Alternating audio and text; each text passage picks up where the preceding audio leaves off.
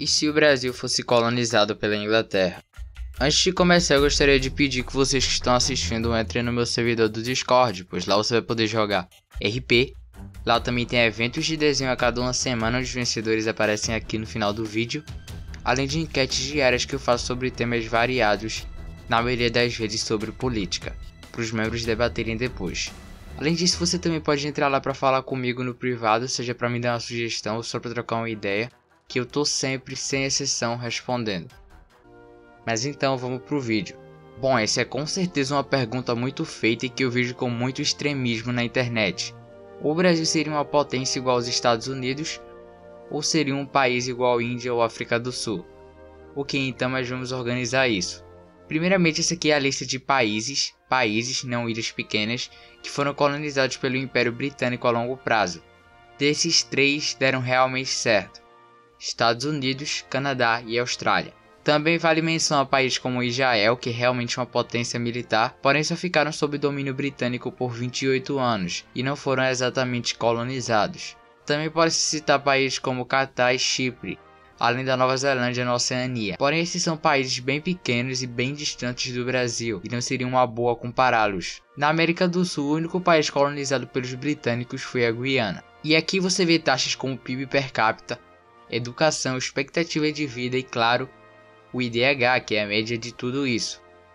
E vemos que a Guiana perde em tudo para o Brasil. Mas ok, a Guiana é um país bem menor que o Brasil, então não se deve compará-los. Então vamos conferir o maior exemplo de sucesso, que é os Estados Unidos, vendo de que maneira eles foram colonizados. No caso dos Estados Unidos, o país foi colonizado por puritanos, em sua maioria calvinistas, que sofriam perseguição devido ao fato da região da Inglaterra ser o anglicanismo, fundada pelo rei Henrique VIII. Daí chegam aqueles que dizem: os Estados Unidos foram colônia de povoamento. Outros dizem: não, foi colônia de exploração. E bem, os dois estão certos. O caso é que as colônias do norte e do centro foram de povoamento, devido a um clima mais frio, onde lá tinham os puritanos. E eles faziam um comércio independente da Inglaterra chamado de comércio triangular, com lá não havendo escravidão. Já no sul foi uma colônia de exploração, principalmente de algodão que eles enviavam para a Inglaterra, com lá havendo muita escravidão. Porém, depois da Guerra dos 100 Anos, os ingleses começaram a impor medidas duras ao chamado comércio triangular feito pelos americanos, principalmente do norte. Isso culminaria na Declaração de Independência feita por Thomas Jefferson em 1776, bem inspirado em ideias de figuras iluministas como John Locke, Voltaire, Montesquieu e Rousseau. Isso geraria a Guerra de Independência vencida pelos americanos liderados por George Washington. E eles ainda compraram a Louisiana dos franceses. Lembrando que os americanos ainda entraram em guerra novamente com os ingleses na Guerra Anglo-Americana de 1812, com eles comprando a Flórida dos espanhóis em 1819 e se expandindo muito devido à Guerra México-Americana, e pegando o último território em 1853. Com a vitória do Norte na Guerra Civil Americana, o país começou a se industrializar fortemente, já que o Norte estava se industrializando muito, enquanto o Sul era agrícola e escravista, com até no final do século XIX ele se tornando uma das maiores potências.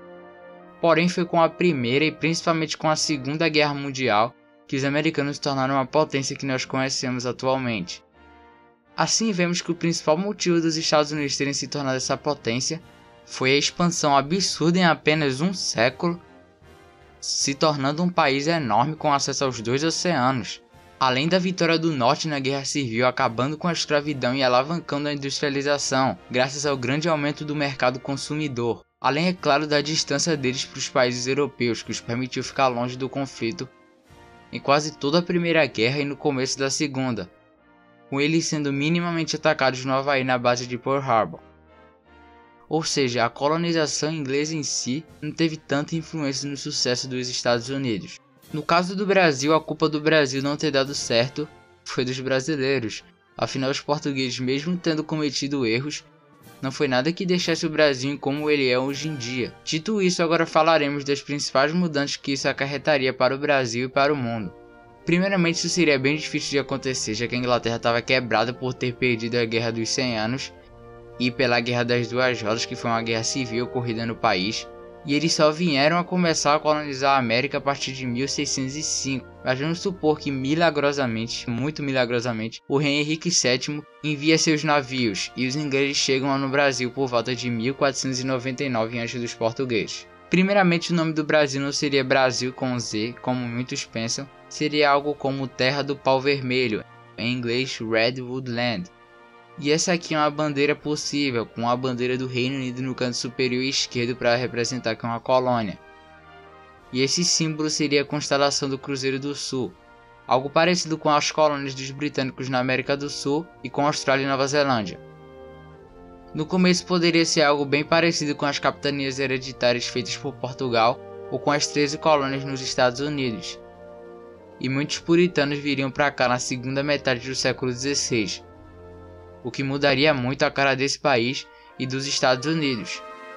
E sim, absolutamente não seria uma colônia de povoamento, e sim de exploração, pois o clima e o solo do Brasil seriam ideais para a plantação da cana-de-açúcar no século seguinte. E do mesmo jeito que foi com Portugal, o primeiro produto a ser comercializado seria o pau-brasil, e em seguida a cana-de-açúcar, que seria o principal produto, até substituído pelo ouro.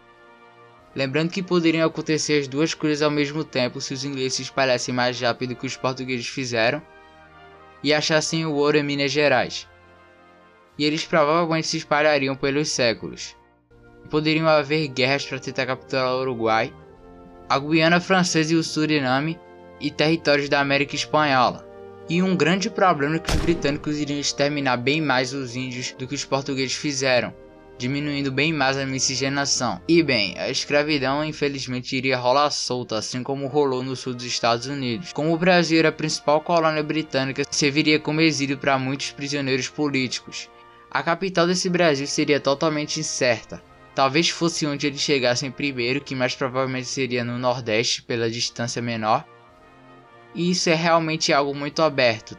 Talvez virasse o Rio de Janeiro, que claro nem teria esse nome, poderia se chamar algo como Nova Londres, no London em inglês, ou qualquer outro nome. E isso aconteceria pela posição melhor e pela beleza da cidade, que já era muito bonita. Ou talvez os ingleses fizessem uma capital no centro para prevenir qualquer possível invasão.